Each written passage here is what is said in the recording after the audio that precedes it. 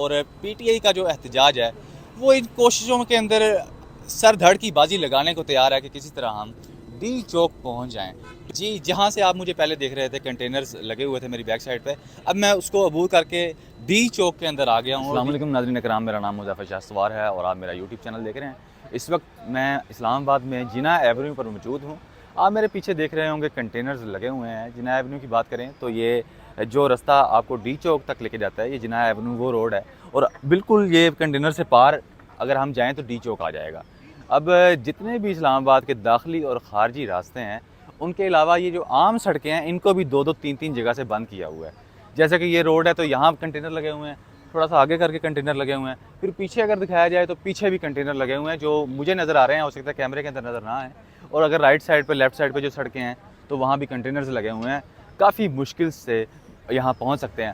اب تحریک انصاف کا جو آج احتجاج ہے، اب اس کی بات کرتے ہیں کہ لوگ اگر یہاں پر آئیں تو لوگوں کو کن کن مشکلات کا سامنا کرنا پڑے گا، کیونکہ سڑکوں کے اوپر تین جگہ سڑکوں کو بلاک کیا گیا ہے. اور اس کے بعد جو مین داخلی اور خارجی راستے ہیں اسلام آباد کے، ان کو بھی بلاک کیا ہوا ہے کنٹینر سے. اور کنٹینرز کی تین تہیں لگائی ہوئی ہیں. میں نے رات ایک ویڈیو کی تھی ڈی چوک سے، آپ نے دیکھا ہوگا کہ 3 کنٹینر رکھ کے پھر 3 کنٹینر اس طرح انہوں نے تہیں لگائی ہوئی ہیں.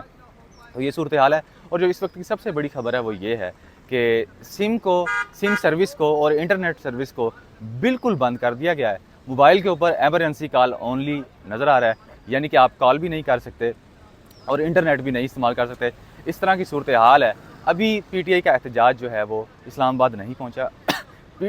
ہم وقتاً فوقتاً اسلام آباد کے تمام جو داخلی اور خارجی راستے ہیں وہاں جائیں گے اور وہاں سے آپ کو مکمل جو نقشہ ہے ان کا کنٹینرز کا جو لگائے ہوئے ہیں، جو راستے بند کیے ہوئے ہیں، اس کی عکاسی کرنے کی کوشش کریں گے. جی جہاں سے آپ مجھے پہلے دیکھ رہے تھے کنٹینرز لگے ہوئے تھے میری بیک سائڈ پہ، اب میں اس کو عبور کر کے ڈی چوک کے اندر آ گیا ہوں. اور ڈی چوک کے اندر اگر آپ دیکھیں تو پیچھے ایک بہت لمبی کنٹینرز کی لائن ہے اور ٹرپل لیئر ہے کنٹینر کی یہ. اور ان کنٹینرز کو ویلڈ کیا گیا ہے رات کو، تاکہ اگر کوئی ایک کنٹینر ہٹانے کی کوشش کرے تو ویلڈنگ کی وجہ سے کنٹینرز کو ہٹا نہ سکے. عمران خان نے احتجاج کی کال دی ہوئی ہے اور اس بار لیڈرشپ کو بھی انہوں نے خصوصی طور کے اوپر بڑا سختی سے کہا ہے کہ وہ ڈی چوک میں پہنچیں. یہ وہ ڈی چوک ہے جی جس کے چرچے ہیں پورے پاکستان کے اندر. اور پی ٹی آئی کا جو احتجاج ہے وہ ان کوششوں کے اندر سر دھڑ کی بازی لگانے کو تیار ہے کہ کسی طرح ہم ڈی چوک پہنچ جائیں.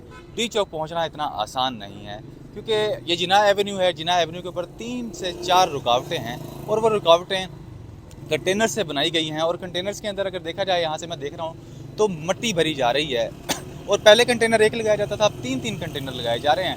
تو یہ صرف اسی لیے کہ عمران خان کے جو کارکنان آ رہے ہیں، پی ٹی آئی کے جو ورکرز احتجاج کے لیے آ رہے ہیں. میں معذرت خواہ ہوں، میرا تھوڑا سا گلا خراب ہے جس کی وجہ سے مجھے کھانسی بھی آ رہی ہے. تو بات شروع کرتے ہیں اپنی وہاں سے کہ جو احتجاج کے لیے لوگ آ رہے ہیں ان کو کسی طرح ڈی چوک نہ پہنچنے دیا جا سکے.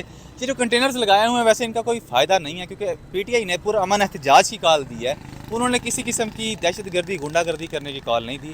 انہوں نے اس جگہ پہ آ کے نعرے لگانے ہیں عمران خان کے حق کے اندر. انہوں نے بولنا ہے کہ ہمارا جو لیڈر ہے اس کو ناحق حکومت نے قید کیا ہوا ہے. اس حوالے سے انہوں نے آ کے اپنا پروٹیسٹ پورا امن طریقے سے ریکارڈ کروانا ہے. رضی طاہر اس وقت میرے ساتھ موجود ہیں. رضی طاہر صاحب، یہ بتائیں کہ حکومت کہتی ہے کہ پی ٹی آئی کے احتجاجوں کے اندر، ریلیوں کے اندر ایک بندہ نہیں ہوتا، 20-30 بندوں کی ریلیاں ہوتی ہیں، تو یہ کنٹینرز کس مخلوق کے لیے لگائے ہوئے ہیں؟ یہ منگولوں کے لیے بنایا لگائے ہوئے ہیں. شاید اکنواز کہتے ہوتے ہیں کہ منگول آ رہے ہیں اسلام آباد میں آج اور ان کو روکنے کے لیے یہ رکاوٹیں ہیں. پورٹ قاسم کے تمام جو کنٹینر ہیں وہ اٹھا کے لگا دیے ہیں، کیونکہ پورٹ قاسم میں نہ امپورٹ ہو رہی ہے نہ ایکسپورٹ ہو رہی ہے. ملک میں پہیہ جام ہو چکا ہے معیشت کا، اور معیشت کا پہیہ جام ہونے کے ساتھ ساتھ یہ دیکھ لے رہے ہیں آپ کہ آپ کو ہر طرف رکاوٹیں جو نظر آ رہی ہیں. یہ رکاوٹیں دراصل خوف ہے. وہ خوف جو پی ڈی ایم حکومت کے اندر ہے کہ وہ 17 سیٹوں پر اس ملک کے حکمران بنے ہیں زبردستی.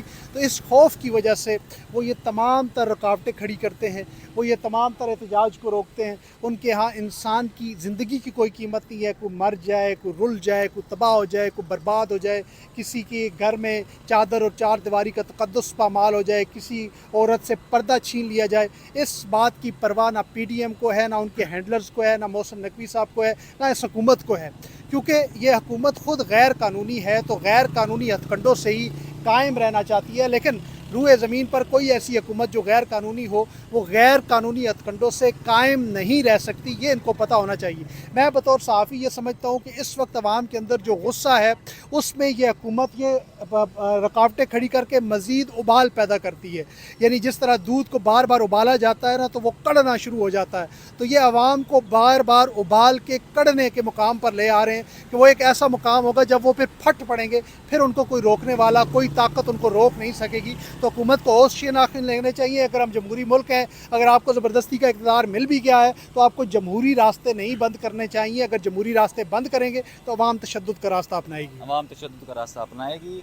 हमारा आज का टास्क है कि हम इस्लामाबाद के जितने भी दाखिली और ख़ारजी रास्ते हैं उनकी आपको सूरत हाल से आगाह करें कि वहाँ किस किस्म की रुकावटें हैं।